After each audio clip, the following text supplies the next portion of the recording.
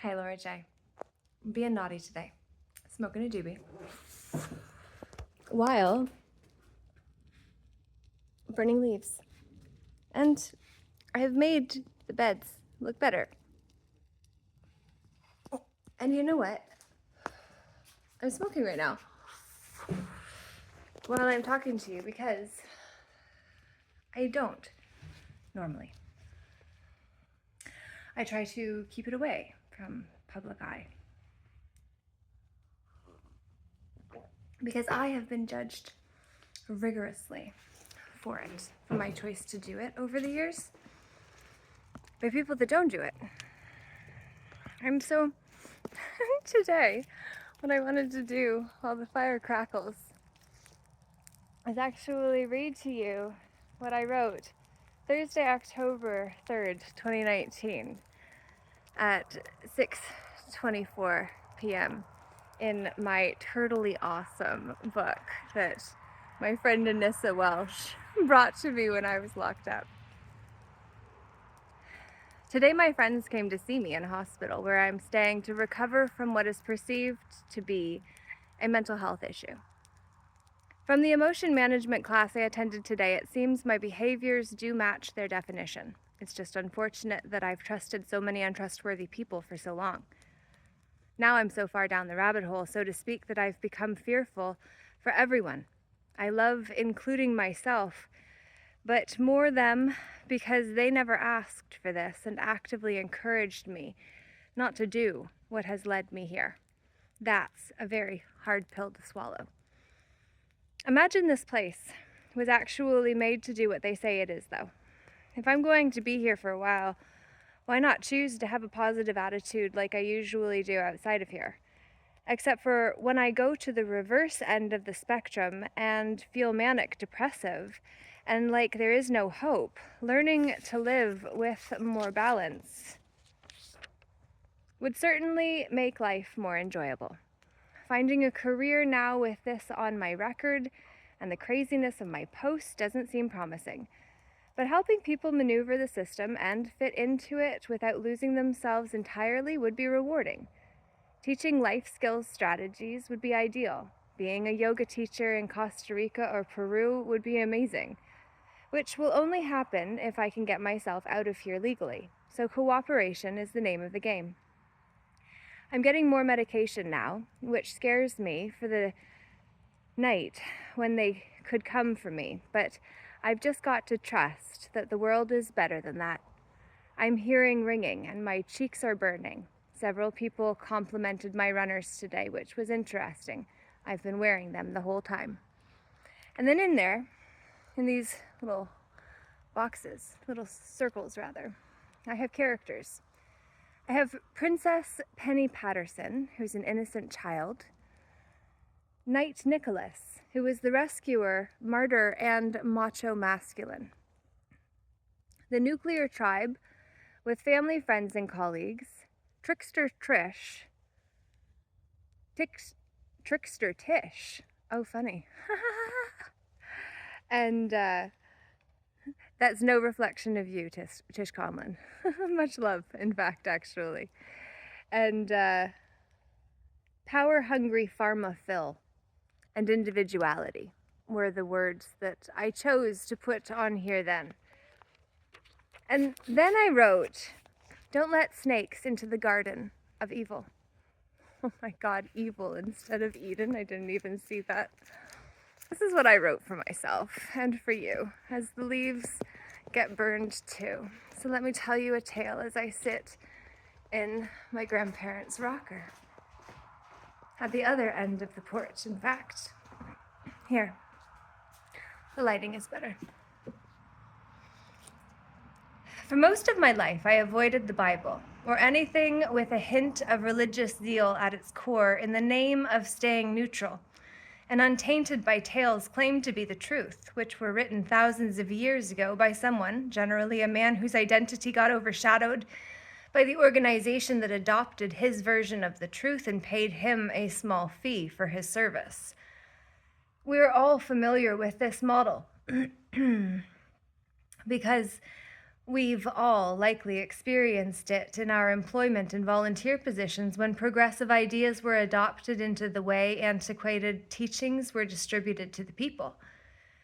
Being a forward-minded thinker means I have always brought a progressive approach to the way I do things, and as a result, I have spent much of my time trying to help offer a new perspective from a platform that is not big enough to actually reach enough people from. No matter how well connected we may be on social media, we must remember that most people are just interested in the social aspect of connecting, rather than what's being said in the connection. Holy crap! I haven't read this in years.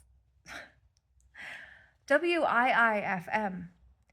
The reason is that most people are so dialed into what's in it for me that they spend the whole conversation waiting for the other person to quit talking so they can segue the conversation back onto something that will feed them energetically.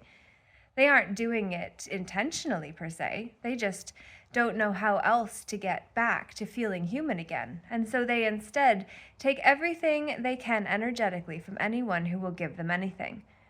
What we often forget is just how powerful we are when we shift our focus onto a station that benefits more than just the individual.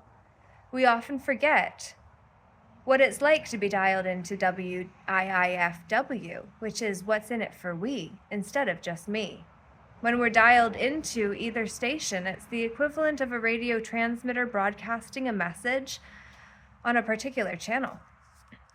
If you're on WIIFM, you're at a lower frequency on the spectrum, while WIIFW is higher, wider. It's a wider broadband.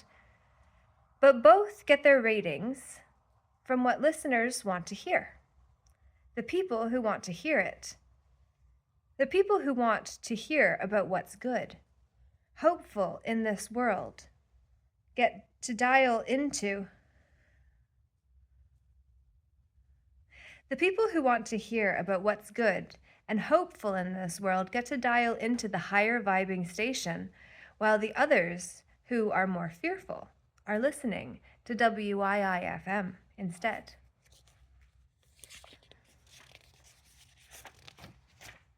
There's quite a bit more, actually. 7 minutes. What do you think so far? Leave a comment. This was when I was locked up in those 2.5 life-changing weeks. These were my reflections. The corporate model is based on WIIFM, and the hardest part to swallow is how little the big boys at the top of the hierarchy care for or about the little guys at the bottom who do all their grunt work for them. It's called grunt work because it's hard going, and grunts and groans are often released in the process of getting the job done.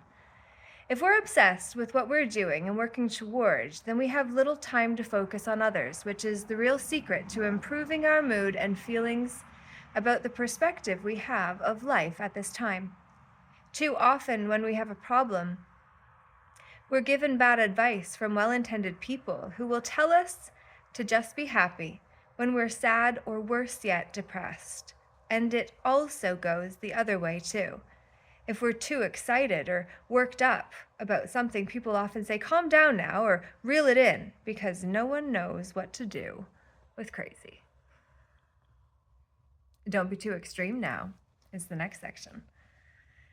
People don't know what to do with extremes. They're unpredictable, uncertain, and unfamiliar to those who have worked so hard to fit into the box of enough that they aren't comfortable with the outliers and way-showers of this world who live their lives in an unconventional way. Society doesn't like it, and it doesn't even like them for willingly going off-grid and daring to chart out new territory. Can you relate? Ever been the outlier that others have judged and tried to push back into the box of social convention? Ever wanted more than anything to be the change you sought in the world simply because you couldn't imagine a future with more of the same as now? If you answered yes to even one of these questions, then what I know is that you are part of a rising tide who is carrying many small boats, figuratively speaking. which are representatives of us as individuals. Wow. If you answered yes to even one of these questions, then what I know is that you are part of a rising tide who is carrying many small boats toward a new horizon that has not yet been painted into the hearts of those who need to see it first in order to believe it. What you may also find, should you choose to surf the wave to the end of life as you knew it, into life as it will be known by those who follow in your wake, is that the very people who pray and shout for your footing to falter, or for you to lose balance and fall into the tide you are riding to your new and hoped for home, will be those you least expected to betray you.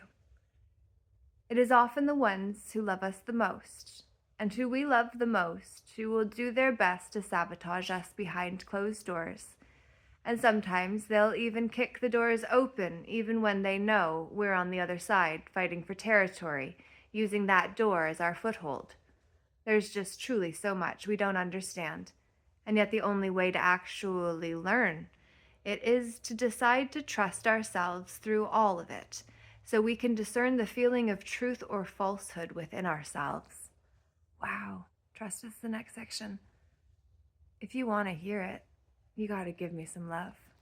So leave a comment, give a like, share with a sister or brother that could use the benefit of the message. Stop judging yourself the way that I did for so long for smoking weed, and also know that there are consequences to our choices, and this is one that seems to be the public way that my soul is choosing to unfold a certain narrative or storyline that I'm playing into until I choose not to, with a special practice that I will be launching, that I have been trying to launch since 2017. And yet this experience in 2019, I just read to you pieces of what I was dialed into then. Now, 5 years later, same shit, different package. This time, got some potpourri. Peace.